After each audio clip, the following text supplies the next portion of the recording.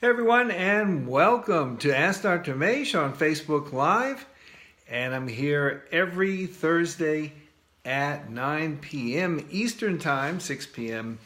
on the Pacific Coast. And I'm here to answer your questions. Sometimes we have a discussion at the beginning, but I'm here to try and help you answer the questions that you are wondering about, that you don't have time to ask when you go to see your office visits, and to try and get these things available to you so that you can enjoy the life that you want to live. Well, it's almost the Super Bowl. We're coming up on a pretty big Sunday. If you're a Super Bowl fan, you know that. The Patriots from New England, and I'm here in Boston, so we're watching the Patriots, at least on television, and they'll be playing the Philadelphia Eagles. And it's pretty exciting for us because that's what people are talking about around this part of the United States, and it's a pretty exciting time. So if you are watching, I hope you enjoy it, and I hope that your snack foods are all good and healthy ones, the healthy beer, the healthy chips, and whatever else that you do as your Facebook food. Well, as your Super Bowl food. So I'm going to begin because we often have people that email questions to me ahead of time. So I want to honor those people for emailing in. And so let's begin with that. The first one comes from Denise. And Denise is saying that, do women lose their sex drive before menopause? What's the cause of the women losing the sex drive? What can be done to build it back up?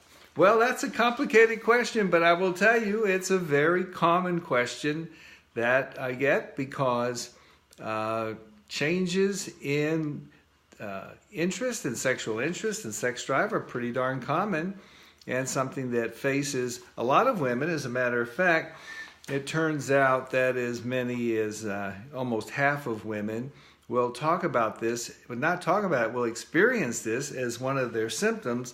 The thing that's unfortunate is that people don't talk about it, and the women don't ask, and the doctors don't inquire about it, and the women don't tell their doctors about it. And a lot of it is because they think that nothing can be done. They think their doctors may be embarrassed by it. They think there isn't enough time, or they feel like it's not important enough. And of course, it's quite important. But the causes are many. A lot of it has to do with hormonal changes and imbalance. Sometimes it has to do with vaginal pain and discomfort, and so people are not interested, and the lower estrogen can cause dryness and pain.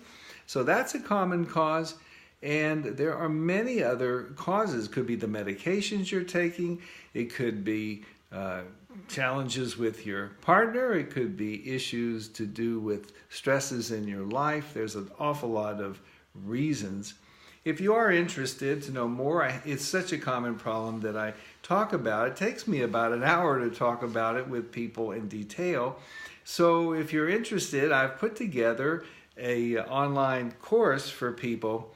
And if you are interested, you can go to bettersexblueprint.com, bettersexblueprint.com. And if you're interested, you can check it out there. There is a small fee for it, but you get an awful lot of information that will tell you how to go about it, how you get worked up, the kinds of questionnaires that are available for people, and solutions that you can start using yourself. Some of them you can just maybe will help you even before you ever go to the doctor. So check it out at bettersexblueprint.com. So the second question has to do with, comes from Bridget. Bridget's saying, Dear Dr. Mache, I'm 48 years old, not yet in menopause. I recently stopped taking the birth control pills because my doctor and I determined they were giving me migraines. And my husband has had a vasectomy. Well, she doesn't need birth control, right? But the hormones in birth control pills are commonly used. Since stopping the birth control pill, my hot flashes, night sweats, and breast tenderness have increased, so my doctor prescribed estrogel. Estrogel is a topical one that's a prescription estrogen that you can get if your doctor writes a prescription, and she's applying it to the skin for 2 weeks beginning day 14 of her cycle. So my question is, should I be taking some type of progesterone since I have my uterus and has this opened my estrogen window?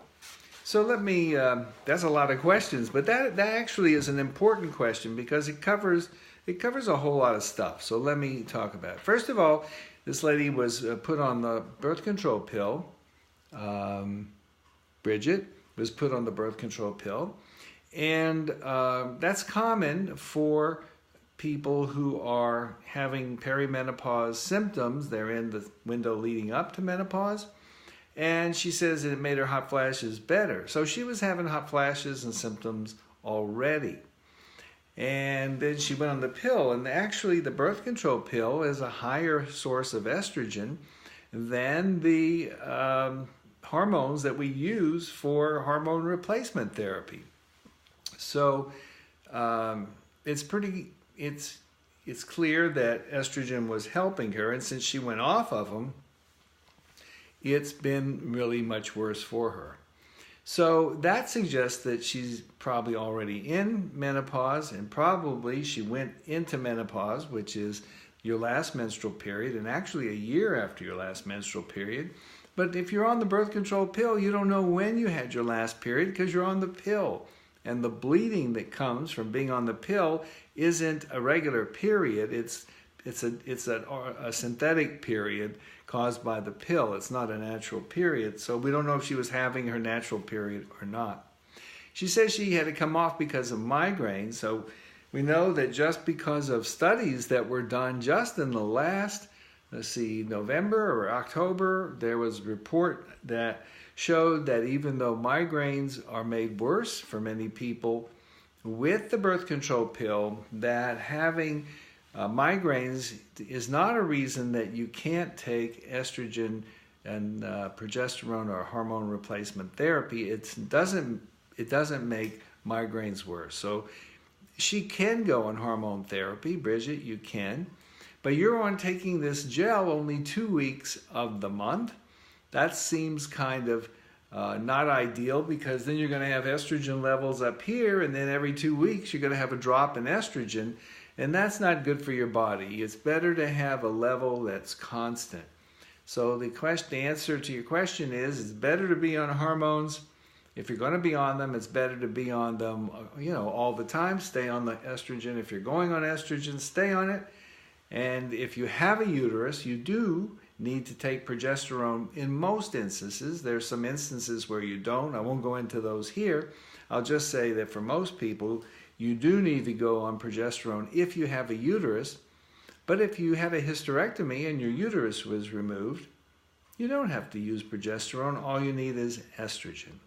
And I talk about that all in my book, The Estrogen Fix, which you can see right over here. The Estrogen Fix, which came out just in September of last year, has been a best-selling book, and it tells all about hormone therapy, when to take it, how to take it, which one to take, how long to take it, how to come off of it. And if you don't want to take estrogen, it tells you what the alternatives are for it, so that you have an opportunity to have a real understanding. And in the last chapter, it tells you how to talk with your doctor about hormone therapy.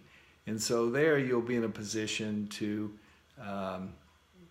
know that you are informed, that you know how to ask the questions, and you can know what questions you need to get answered when you go. So that's pretty darned important. And I hope that, Bridget, that helps you get that information. You can always contact me. You can go to AskDrMache.com, and that's my website. And if you go there, you can put a question in, and I can respond to your questions. And I'll make sure that I include those in the conversation each week as I do Facebook Live with you, because I know that when you go to the doctor and you only get 8 minutes to go, it's challenging, and then sometimes you get caught in traffic and you can't get there on time. And today I had somebody who drove an hour and a half to come in, and she was all anxious because she came a long distance, and it was difficult for her to get there on time, and made it hard to have time to talk to her, even though I generally give sometimes a whole hour for brand new patients so that I have time to give them the information they need. Because you can't always get it all out in 8 minutes. You don't even know what it is they need within 8 minutes. And that's why things like Facebook Live and other opportunities to interact are so important, because it gives you a chance to hear other people. And if you do have questions, I hope you'll ask them. This is your opportunity. And if you are, if you have friends that you would like to let know about it, please share this so I'm able to reach more people. And if you come on after this is a live Facebook Live during the actual time of it, you're also welcome to put your questions down or comments, because I do go back and check it for the next day or two. And so if there are questions unanswered, most of the time I will respond to them, assuming they're ones that are not already been answered several times before, or that they're ones that that are appropriate to ask. But please go ahead and put them in, and I'll be happy to get back to you and try to address your concerns. Well, I thought what I would do now is talk to you. I thought I would give you a couple of questions and see if you have answers, which one you think is the right answer. So let's play this kind of as a game, if you will.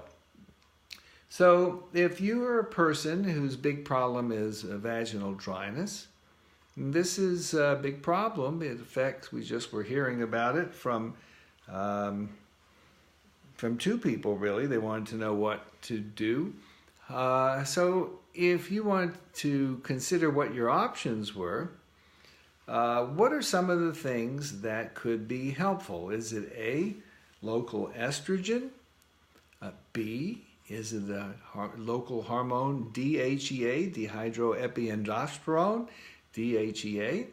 Is it C, an over-the-counter preparation that's sold in drugstores and so forth? It's called a Replens. Or D, is it a berry called sea buckthorn? Or E, all of the above. Which do you think it is?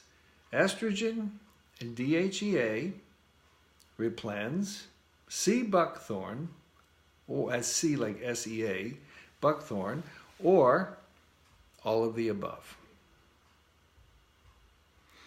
Well, if you answered all of the above, you would be correct. They're all being sold and useful for vaginal dryness.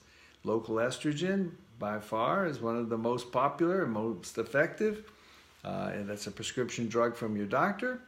B is a DHEA. It's a new medication that just came out last April. It just approved and just began to be launched just in the less than a year.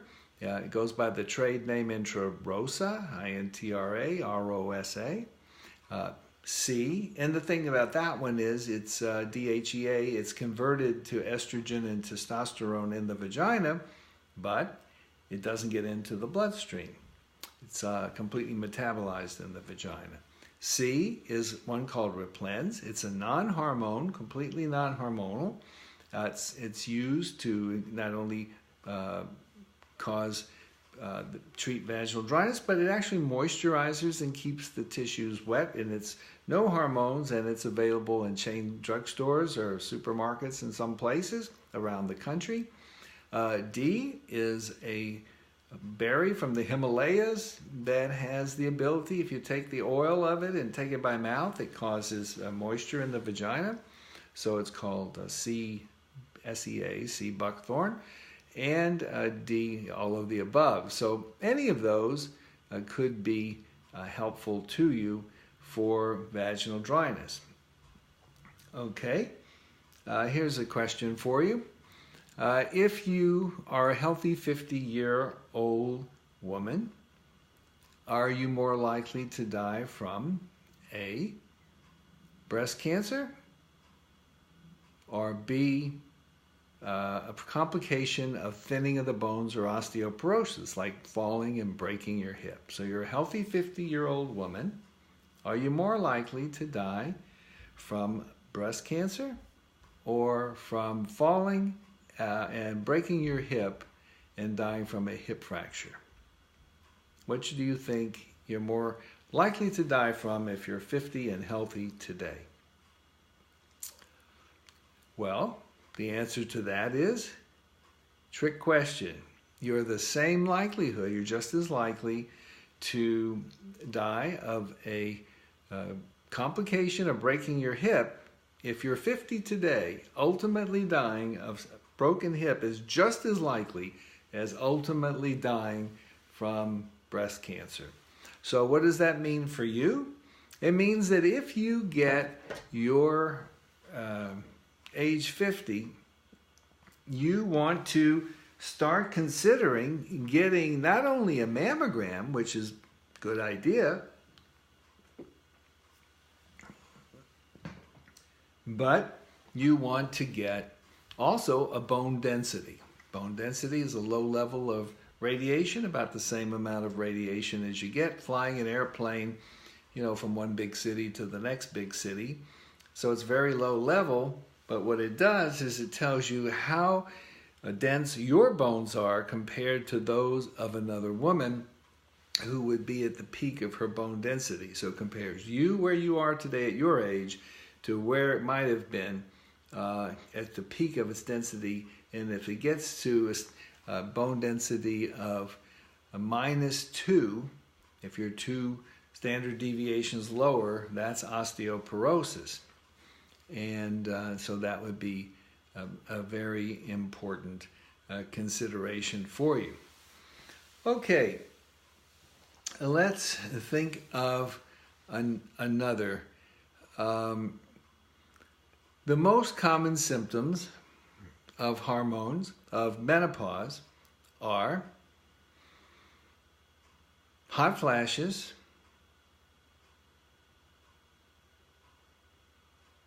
vaginal dryness, sensitive bladder. Which one do you think is the most common? Hot flashes, sensitive bladder, or vaginal dryness? So the most, I gave them to you exactly in the order that they come. The most common symptom is hot flashes. But there are, of course, a lot of symptoms out there. And they are hot flashes and mood swings and palpitations, sensitive bladder. Sensitive bladder, by the way, occurs in about at least 50 to 60% of women. And what's important to know about that, hot flashes are things that you're pretty annoyed by. They're very bothersome. And as a result, most women will tell their healthcare providers about them, and there's a lot of treatments. But hey, Rachel, how are you? Hot flashes, you got it. And so the thing that's important is that, but sensitive bladder is something that women have, and they wait between 5 and 7 years to tell their doctor about it because they're embarrassed by it. So if you have a sensitive bladder, then it's very important that you tell your healthcare provider, because the treatments, there are so many treatments for that it's a shame for you to just suffer for them. Because of them, you could be treated for that, and that is going to prevent you with a lot of embarrassment and symptoms. And with a sensitive bladder, it's not only the problems that are caused by not getting to the bathroom in time, but for some women, they have accidents during intimacy, which are quite embarrassing. They have accidents at work where they can't get to the bathroom in time and so forth. So don't keep it a secret. So that would be a very important thing. Do you have questions that you'd like to ask? I'd love to hear from you and try to help you answer your questions. Rachel, do you have any questions that you'd like to ask while we're here this evening? I'd like to answer if I can, because there are certainly many things. Maybe you're suffering from... Let's talk about another thing. Is true or false? The bacteria in your stomach, in your gut, can be a cause of weight gain. True or false? What do you think? The bacterial gut balance in your intestines could be a cause of weight gain.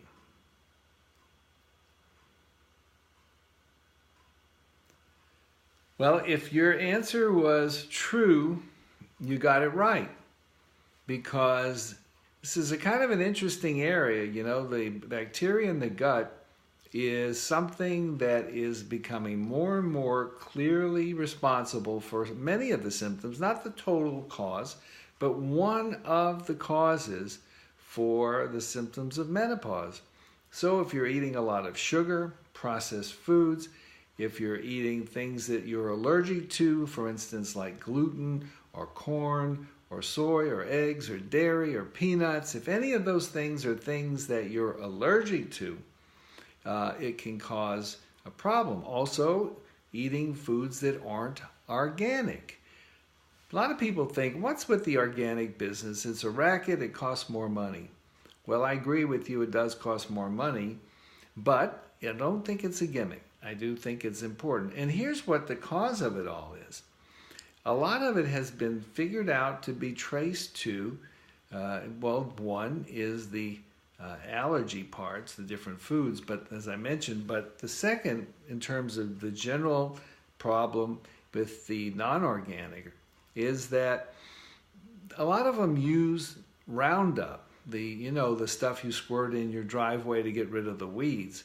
Well, Roundup was specific. The reason they call it Roundup because it specifically kills all the weeds or all of the bugs that are detrimental to the little plants that the farmers are growing, except the seeds that the farmer's growing, because the seeds have been modified to resist Roundup. It doesn't kill Roundup.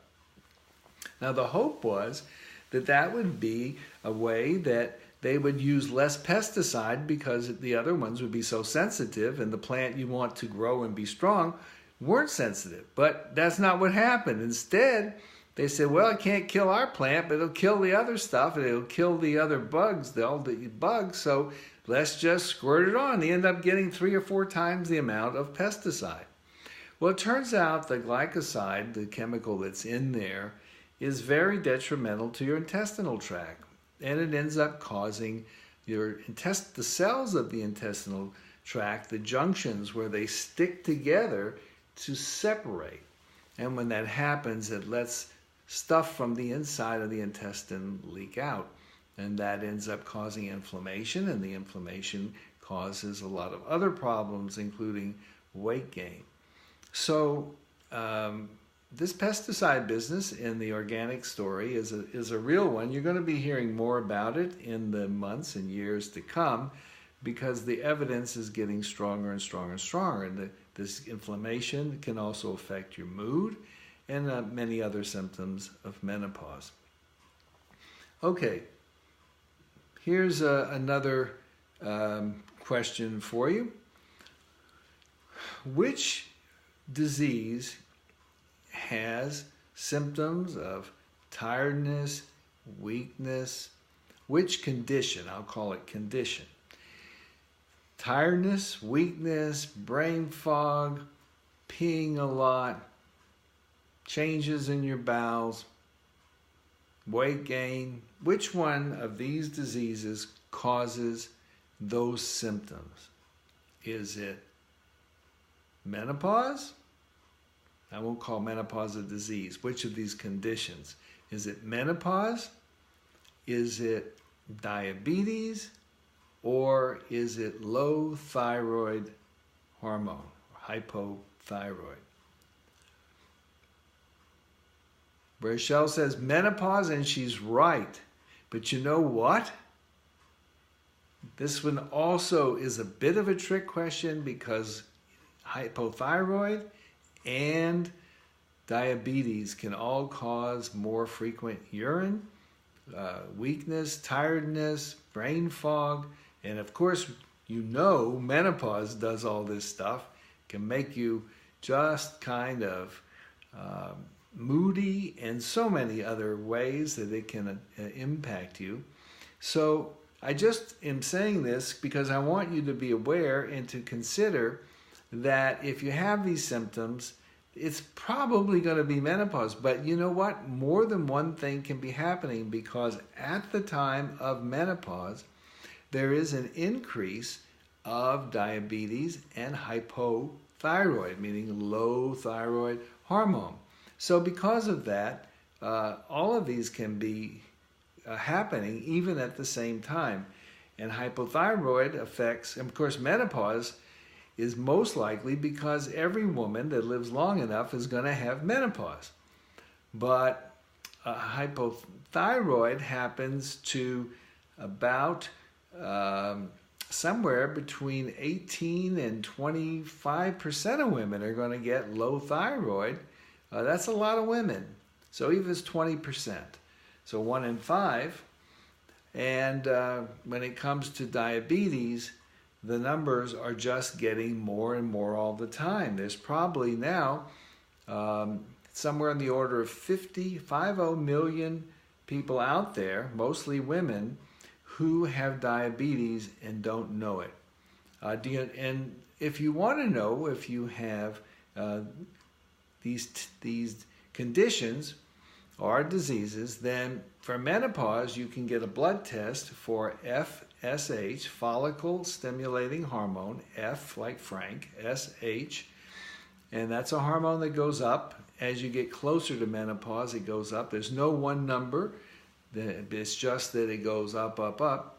If you wanted to check if you have diabetes, you can get your glucose or the your sugar level, and there's a test that can also be gotten called a hemoglobin A1C.